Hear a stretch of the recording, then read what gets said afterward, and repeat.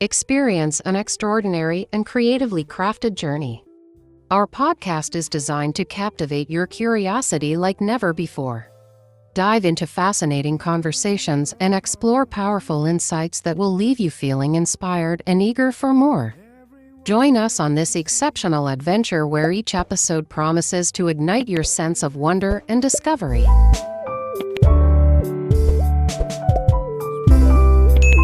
Hello and welcome to the Daily English Conversations for Business English podcast. I'm Sophia, and I'm here with my co-host Mason.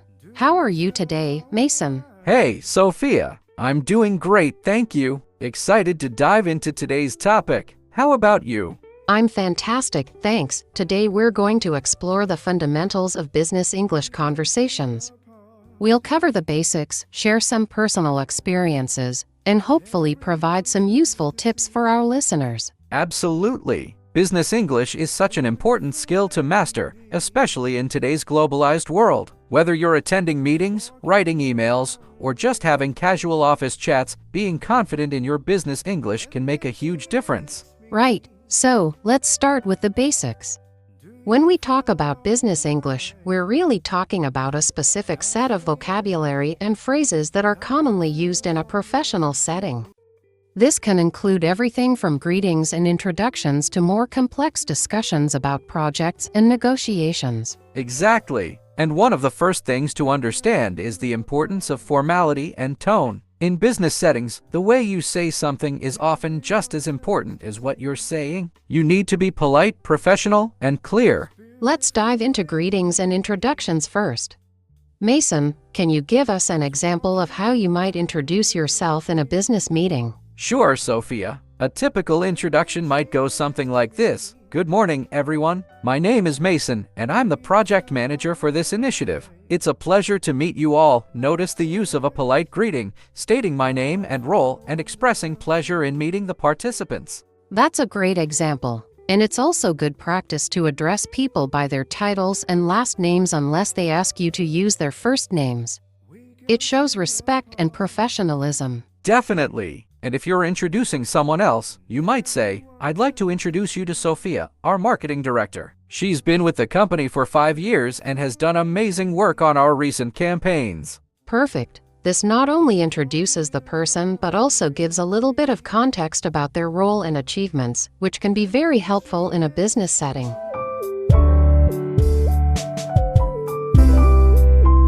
Now, moving on to another fundamental aspect, asking questions. Asking the right questions can help you gather information, clarify points, and show your interest and engagement. For example, instead of just asking, "Can you explain this project?" you might say, "Could you please provide more details about the project scope and objectives?" That's a great point. Open-ended questions like these encourage more detailed responses and can lead to more productive conversations. Another useful technique is to summarize what the other person has said to ensure you've understood them correctly. For instance, so, if I understand correctly, we're aiming to complete this project by the end of the quarter, focusing primarily on customer satisfaction metrics. Is that right? Exactly. Summarizing helps prevent misunderstandings and shows that you are actively listening. Speaking of listening, active listening is another key element in business conversations. It's not just about hearing words but understanding the meaning and intent behind them. Right. Active listening involves nodding, maintaining eye contact, and sometimes even repeating back what the other person has said to show that you're engaged. For example, I see, so you're saying that we need to adjust our strategy based on the latest market research. That makes sense. These techniques, polite introductions, asking open-ended questions, summarizing, and active listening form the foundation of effective business English conversations. They help build rapport, foster understanding, and ensure clear communication. Absolutely. And let's not forget about the importance of nonverbal communication. Your body language, facial expressions, and even your tone of voice can significantly impact how your message is received. That's a great point. For example, maintaining a relaxed but confident posture, smiling, and using a warm tone can make your interactions more positive and engaging.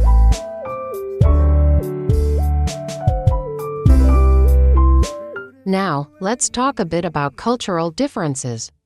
In a global business environment, being aware of cultural nuances is crucial.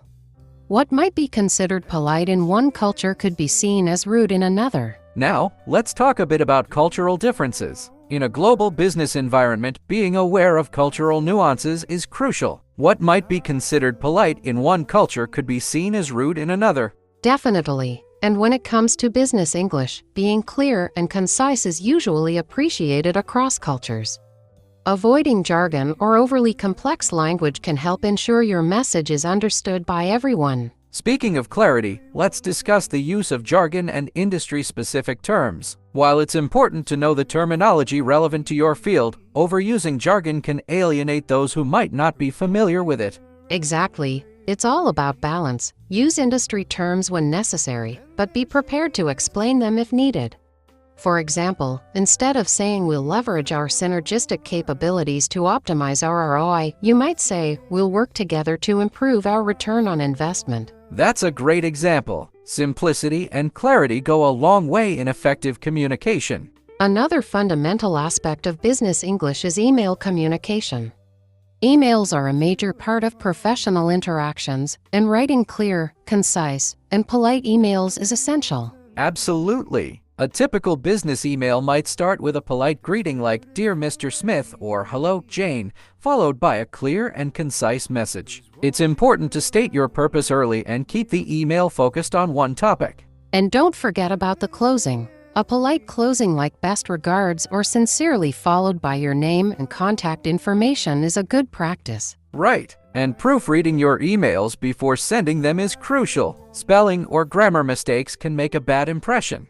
To sum up, the fundamentals of business English conversations include polite greetings and introductions, asking open-ended questions, active listening, clear and concise communication, being aware of cultural differences, and proper email etiquette. And let's not forget the importance of nonverbal communication and avoiding overuse of jargon. Mastering these basics will help you navigate most business situations with confidence.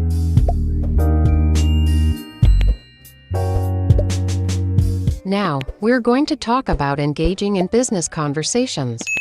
This includes handling meetings, negotiations, presentations, and some practical tips to improve your skills. We'll also include some reflective exercises, practice tips, and a focus on key vocabulary. That sounds fantastic. Let's dive right in. Meetings are a common part of business life, and being able to engage effectively in them is crucial. So, what do you think are some key elements to focus on when participating in meetings? Great question, Mason. I'd say the first key element is preparation. Knowing the agenda, understanding the key points to be discussed, and having any necessary documents or data ready can make a huge difference. Absolutely. Preparation shows that you're professional and serious about the meeting. It also helps you contribute more effectively. For instance, if you're discussing a project, having updated figures or progress reports ready can really strengthen your input. And don't forget about punctuality. Arriving on time, or even a few minutes early, sets a positive tone and shows respect for everyone's time. Once the meeting starts, active participation is crucial. This means not only speaking up but also listening carefully to others. Yes, active listening again. It's one of those skills that's valuable in any conversation. In a meeting, it helps you understand different perspectives and contribute meaningfully. You might say something like, "I agree with what John mentioned about the budget constraints, and I'd like to add that we should also consider the timeline implications." That's a good point, and building on others' ideas shows that you're engaged and collaborative. It's also important to be concise and clear. Meetings can drag on if people aren't getting to the point, so it's good to practice stating your ideas succinctly. Absolutely. And it's also helpful to ask clarifying questions if something isn't clear. For example, could you clarify what you mean by restructuring the team? Are we talking about changes in roles or just adding new members? Great example, Mason.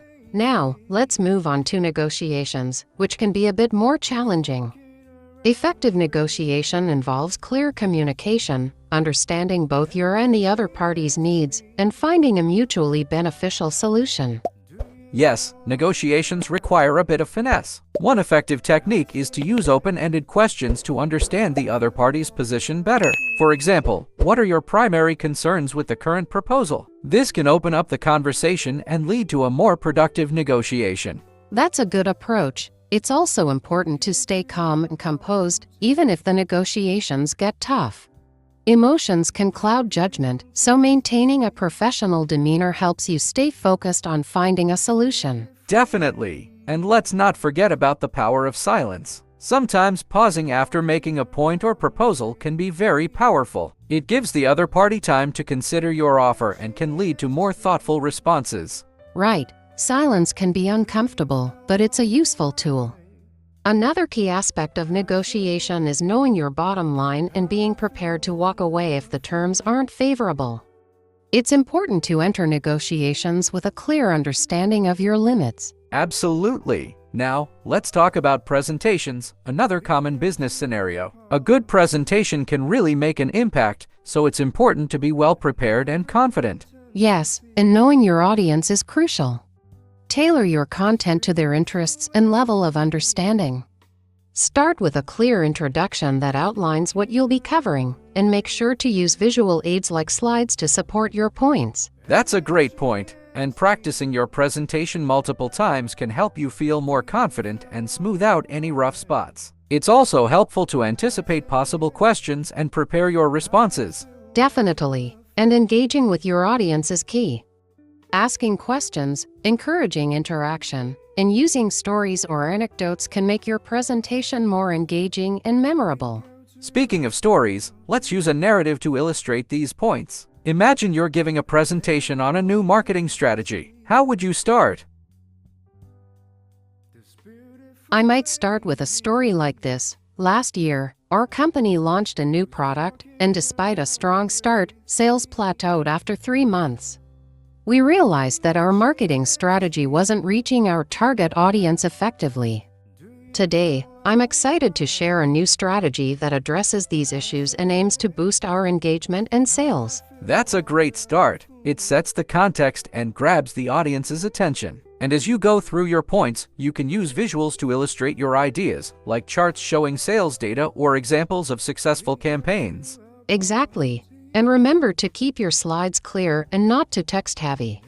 Your audience should be focused on you, not reading paragraphs off the screen. Right. And ending with a strong conclusion is also important. Summarize your key points and leave your audience with a clear takeaway. You might say, in conclusion, by targeting our marketing efforts more precisely and leveraging social media analytics, we can significantly improve our customer engagement and drive sales growth. Perfect. Now, let's move on to some practical tips and exercises for our listeners to improve their business English.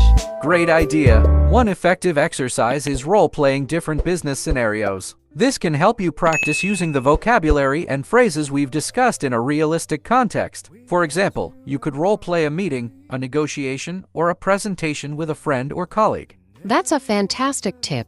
Another helpful practice is to record yourself speaking. This can be during a practice presentation or just talking about a business topic. Listening to the recording can help you identify areas for improvement, like clarity, tone, and pace. Yes, and reading business articles or watching business news can also be beneficial. Pay attention to the language used and try to incorporate new phrases and vocabulary into your own conversations. Speaking of vocabulary, let's focus on some key terms and phrases. For meetings, useful phrases include "let's move on to the next agenda item," "I'd like to add to that point," and "can we table this discussion for now?" For negotiations, phrases like "let's find a middle ground," "what are your priorities in this deal?" and "I think we can come to a mutually beneficial agreement" are very useful. And for presentations, you might use phrases like "today, I'll be discussing ... as you can see from this chart ... and in summary, the key takeaways are ... Reflective exercises can also be helpful. After a meeting or conversation, take a few minutes to reflect on what went well and what could be improved. Ask yourself questions like, did I communicate my points clearly? And how could I have been more effective? That's a great practice. And getting feedback from colleagues or mentors can also provide valuable insights. Don't be afraid to ask for constructive criticism to help you improve. Absolutely. And remember, practice makes perfect. The more you use these skills, the more natural they will become. Engaging in business conversations with confidence and clarity is something that can be developed over time. Now, we'll cover the do's and don'ts, share some fun stories, and give you practical tips to make sure you leave a great impression before, during, and after meetings. Yes, and we'll keep it casual and fun, with some entertaining stories thrown in. So, let's get started. Sophia, why don't we start with the basics of meeting etiquette? Sure thing, Mason. First and foremost, punctuality is crucial. Arriving on time shows respect for everyone's schedule and sets a positive tone for the meeting. Absolutely. And if you're running late, make sure to inform someone as soon as possible. Better late than never, but it's best to be on time. Speaking of stories, I remember a time when I was stuck in traffic and running late for an important meeting. I called ahead, and thankfully, they were very understanding. Good move, Mason. Being proactive in such situations always helps. Another important aspect is dressing appropriately. Your attire should match the company culture and the formality of the meeting. You don't want to show up to a formal meeting in jeans and a t-shirt, right? Definitely not. Dressing the part can boost your confidence and make a good impression. Now, let's talk about introductions. When you enter a meeting room, greet everyone with a smile and a handshake if it's appropriate. Don't forget to introduce yourself if you're meeting someone for the first time. Yes, and it's a good idea to use people's names when you speak to them. It creates a connection and shows that you're paying attention. For example, nice to meet you, John. I'm Sophia from the marketing team. Right. And once the meeting starts, focus on active listening. Nod, make eye contact, and avoid interrupting others. It shows respect and helps you understand the discussion better. Speaking of interruptions, here's a funny story. I was once in a meeting where someone's phone kept ringing. They kept apologizing and silencing it, but it just wouldn't stop. Eventually, they had to step out to turn it off. It was a bit embarrassing for them. Oh no, that's a classic. Always remember to silence your phone before a meeting. Now, when it comes to participating, make sure to contribute constructively. Avoid monopolizing the conversation and encourage others to share their views. Exactly. And if you disagree with someone, do it politely. Use phrases like, I see your point, but I think.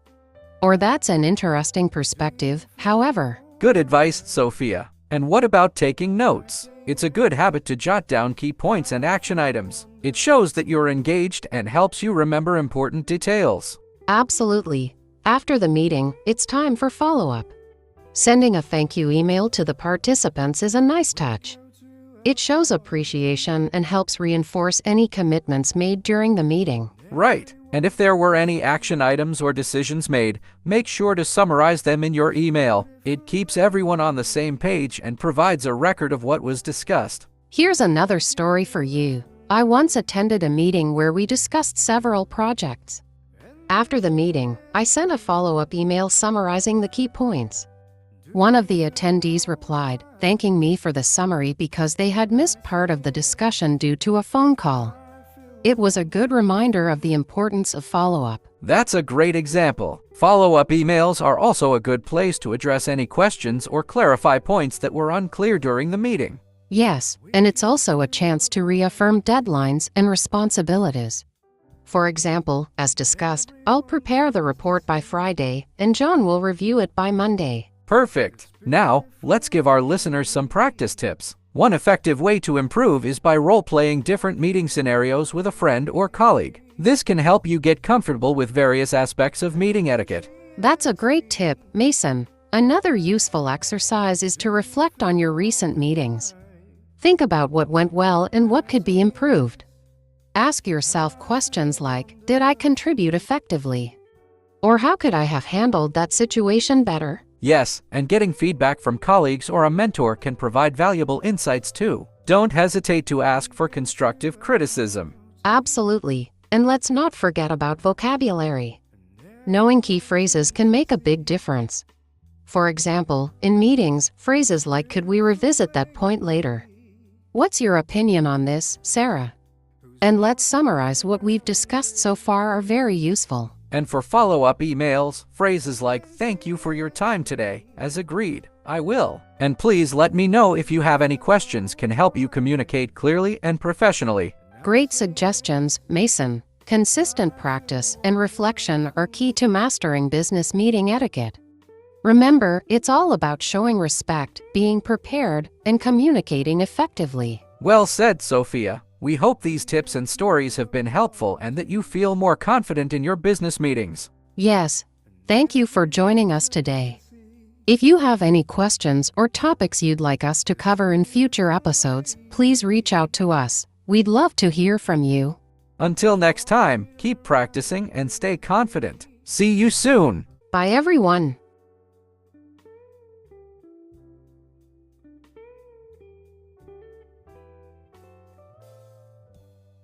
We go to a party.